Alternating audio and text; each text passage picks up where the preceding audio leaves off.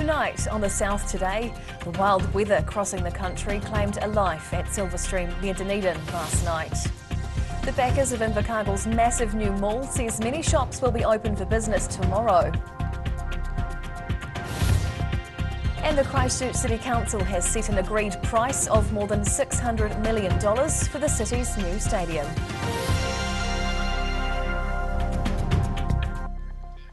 Kia ora, good evening, I'm Hannah Wilkins. The South Island is feeling the brunt of a deluge of wet and white weather. Towns and cities around the south have been battered over the past few days by wind, snow and heavy rain. Roads and properties flooded and rivers swollen. Across the south, residents woke to find parts of their towns and cities swamped as heavy rain continues to batter the south. Councils across the regions are monitoring known flood areas with surface flooding and slips. In Dunedin, the Leith River through the university was overflowing as the city felt the effects of a month's worth of rainfall in just 24 hours. Meanwhile, police confirm one person died in Tairi last night after a car plunged into Silverstream River as the driver was trying to cross a ford. Other parts of Otago are also feeling the effects of winter, with the rain turning to snow in parts of central Otago. Snow continues to fall inland, with central towns, ski fields and Mount Cook blanketed in snow. Some Amanama residents even relished the opportunity to have a snowball fight, enjoying the wintry blast despite the cool temperatures. Across the South Today. Hundreds of contractors are working 24/7 to try to get things ready for the first stage opening of the new Invercargill Central Development on Thursday. The Southland Regional Development Strategy set a goal of bringing 10,000 more people to Invercargill by 2025, and this project's a cornerstone of that vision. It's almost showtime. The $165 million development, which saw the demolition of an entire inner-city Invercargill block, is almost ready to open. Yeah, we are so close to opening on Thursday. The team are full steam ahead, and we look forward to bringing the public through on Thursday morning. We've got 10 retailers opening on Thursday. With mere hours until opening, many hands are on site working to make sure the revamped Central City space is ready for business. Marketing manager Rebecca Shepherd says many outlets will be ready to trade on opening day. Farmers, Michael Hill, Pasco's, 2 Degrees, Mobile King, Merchant, Glassons, Pagani, Amazon, they're all here, all opening on Thursday along with Mr. Minute. We can't wait to see you here. More than 11,000 square metres of mixed-use space, including stores, atriums and amenities, are due to open on Thursday, as well as parking for more than 300 cars. In Invercargill, the South Today. After months of bus passengers left standing by the road and interrupted bus schedules, the Otago Regional Council is making changes. The ORC is temporarily reducing the number of services it offers in an effort to cope with the shortage of workers. The cuts will mean a reduced timetable will be in place for at least 1 month in both Dunedin and Queenstown. The new timetable starts next Tuesday and will operate 7 days a week in Queenstown, with only weekday services impacted in Dunedin. Bus passengers have experienced frequent cancellations recently as COVID-19 and winter illnesses prevents drivers from working. The Regional Council's hoping that reducing the services should mean fewer cancellations. Soundproofing rules around Dunedin music venues may be getting a shake-up. Dunedin Mayor Aaron Hawkins says the rules around sound levels are likely to be considered in the next district plan. The debate around noise regulations is back in the spotlight after plans were revealed for new apartments to be built alongside the Crown Hotel in Rattray Street. The rule update would change the standards around acoustic insulation in an effort to limit noise pollution. Dunedin Central music venues have clashed with nearby residents in recent years due to an increase in noise complaints. A decision on the future of Christchurch's multi-use arena is due to be made at tomorrow's council meeting. A fixed price contract has now been secured, adding some certainty that the cost to ratepayers won't escalate further. It's a guarantee that gives some confidence to city councillors. A $683 million fixed price contract has now been negotiated for the proposed multi-use arena. Te Kaha. The parties have been under a lot of time pressure to get the final bid together. Last month it was revealed the budget for the 30,000-seat covered stadium had blown out a second time, with the cost increasing another $150 million. The project's lead contractor, B6 Watpac, was initially reluctant to offer a fixed price due to volatility in the commodities market. But after working through the risks, the Australian companies agreed the guaranteed price, barring any unforeseen issues. The board are confident about delivering the project within the total project budget.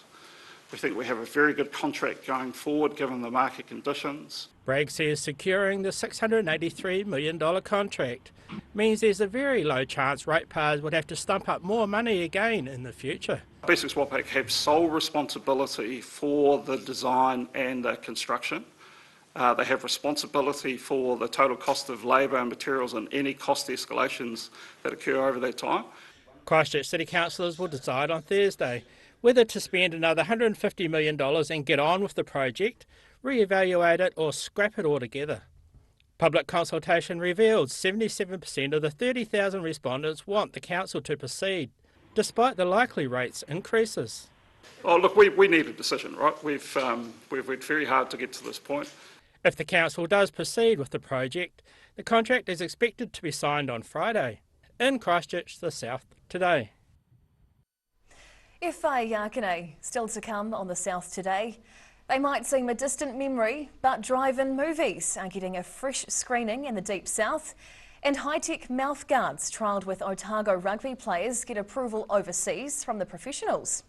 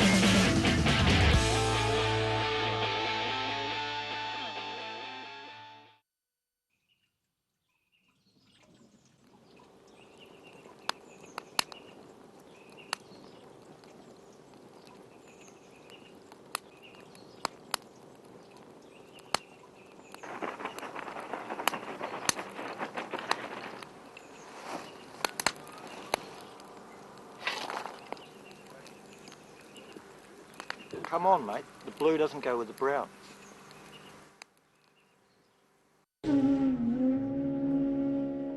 Every day the team at Gillian supports grieving families at their time of need, from answering your questions to organising a farewell that reflects the wishes of your loved one. We can help. Call Gillian's today.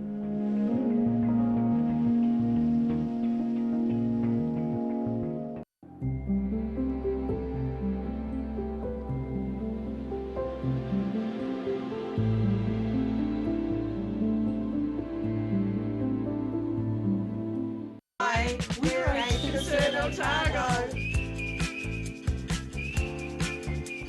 Age Concern Otago hosts a multitude of social activities, Including indoor walks.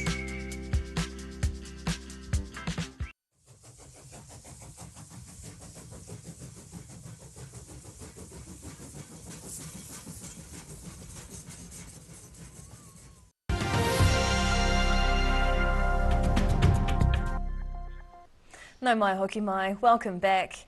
Watching films at a drive-in cinema is a fond memory for older generations, and now Invercargill residents have got the chance to relive those times. The Bill Richardson Transport World is hosting a series of movie nights in cars, giving people a hit of nostalgia or a brand new experience. Settling inside a vintage vehicle for the classic drive-in movie experience. Invercargill's Transport World is giving visitors the chance to watch a selection of classic and modern films, all from the comfort of these much-loved convertibles. For those who grew up in the 60s and 70s, the makeshift drive-in cinema will let them relive a fond experience. For some people it is a step back in time, so a lot of people have gone through this period where they had the drive-in movies, so it's a nostalgic sort of event, and for others it's sort of a new event that they've not tried before, so I'm excited. The drive-in experience was trialled a few months ago. That success prompted its return, with moviegoers able to choose from a selection of 25 retro vehicles. We had all these amazing vintage retro cars in the building, so we thought we might as well utilise them and bring Southland into the 60s, 70s. The drive-in screenings are set to run at Transport World until the 23rd of July. In Invercargill, the South Today. A game-changing Otago-based trial into sports concussion is about to hit the World Rugby stage. Southern Rugby players were among the first in the world to assist in collecting concussion data by wearing impact sensors in their mouthguards while they competed. Now the world's top players are set to wear smart mouthguards at the next Rugby World Cup in a landmark agreement aimed at helping reduce concussions. US company Prevent Biometrics will supply teams with their high-tech mouthguards.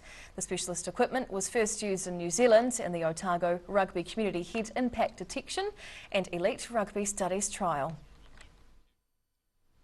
Dunedin's roller derby teams have put up a brave battle against Wellington at the weekend for a couple of home games at the Edgar Centre, but the visitors came with some strong willpower. Local lasses taking on capital players. A small but dedicated crowd cheered on Dunedin roller derby A team, the Gallo Lasses, last weekend as they played Wellington's Richmond City roller derby A team. Caitlin Lester goes by the name Rita Anguish when she's playing on the track and says the hour-long game is separated into 2-minute jams. And during a jam, each team has a jammer who is trying to get around the track as many times as they can, and the opposing team is trying to stop them. The jammer's job is to try and find an opening without being forced off the track. Things end up pretty tight, kind of like a scrum in rugby. We've stopped them dead with our bums and they can't get past and we're holding them tight. A half-time local performance by Rasa School of Dance energised the crowd. And while it was a strong performance by the hometown team, Richmond City took the lead to win the game 197 to the Gallo Lassies 106. After a celebratory lap around the track for both teams, Richmond City's B team took on Dunedin Derby's Bonnie Brawlers, with the visitors again trumping 286 to 116. In Dunedin, the South Today. And now recapping tonight's top stories on the South Today.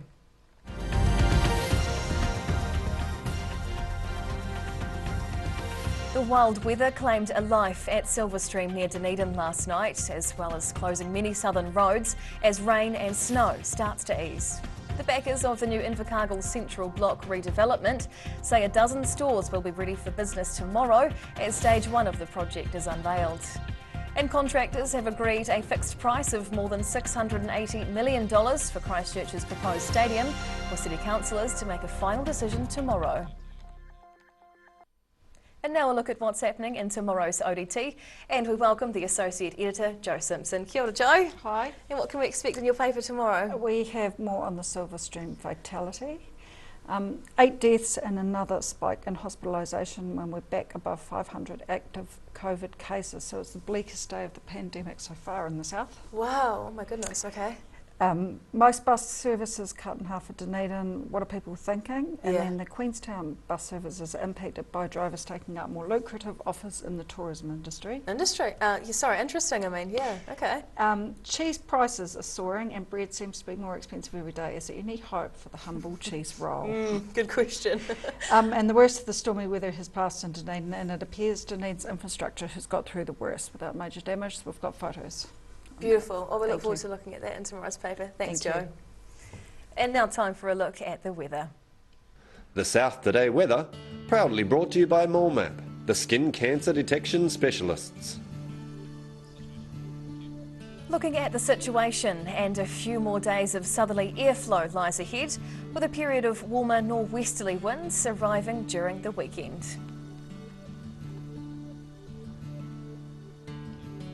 Heading to the top of the South Island first, light winds and high cloud through here with 15 for Nelson, 14 in Greymouth, and Christchurch looks cloudy with southwesterlies and a high of 10 degrees.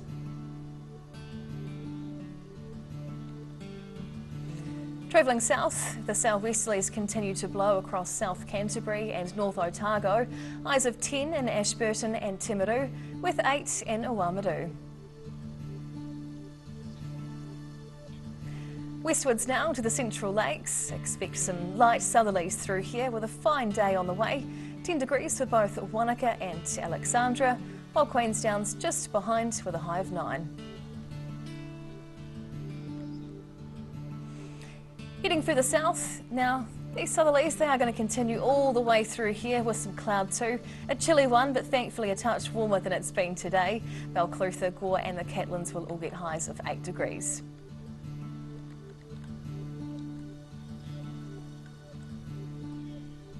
And down to Invercargill. Showers tonight with strong southeasterlies and a low of 5.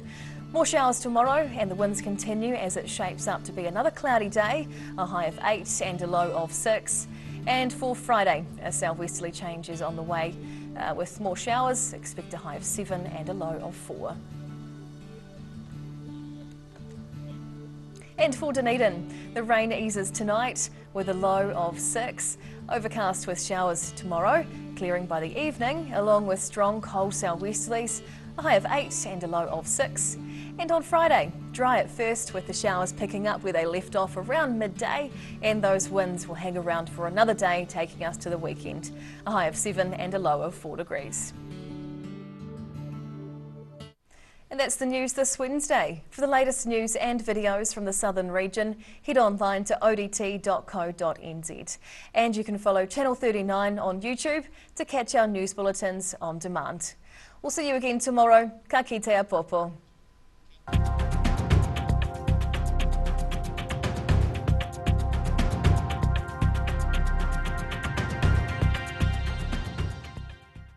Public interest journalism funded through New Zealand On Air.